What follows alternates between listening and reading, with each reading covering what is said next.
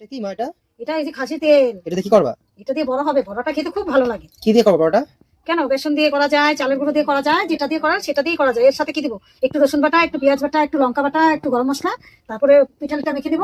বেসন হোক আর চালের গুঁড়ো হোক, ওটাই মেখে দেবো। তারপরে এটা দিয়ে বড়া ভাজবো।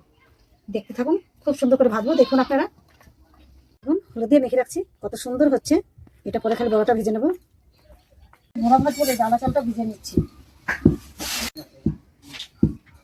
আলা চালটা বেটে নিচ্ছি, কারণ খাসি তেলে বড়াটা ভাজবে আলা চালের গুঁড়ো দিয়ে। মশলাটা তো দিয়ে দিচ্ছি মাংসের তেলের মধ্যে। এর মধ্যে আছে আদা, রসুন, পেঁয়াজ, জিরে, ছোট সস, বড় সস, সবকিছু আছে এর মধ্যে। এটা আমি দিয়ে দিচ্ছি এখন। এর মধ্যে একটু গরম মশলা দিব, লবণ দেবো, দিয়ে দিলাম। এই যে হলুদও দিয়ে দিচ্ছি,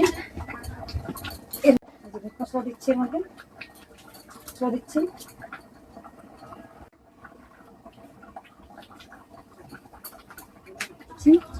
কি করবা এটা? এটা যে খাসি তেলে বড়াটা ভেজে নেব।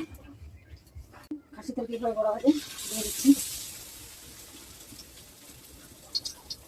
খাসি তেলে বড়াটা হয়ে গেছে, এখন উঠিয়ে নিচ্ছি। দেখুন কত মচমচা খাচ্ছি, দেখুন খেতে ভালো লাগবে। হ্যাঁ, খেয়ে দেখ মচমচা বড়াগুলো, খেতে একবারে মচমচা হবে। দেখুন, এটাই খাসির তেলের বড়া।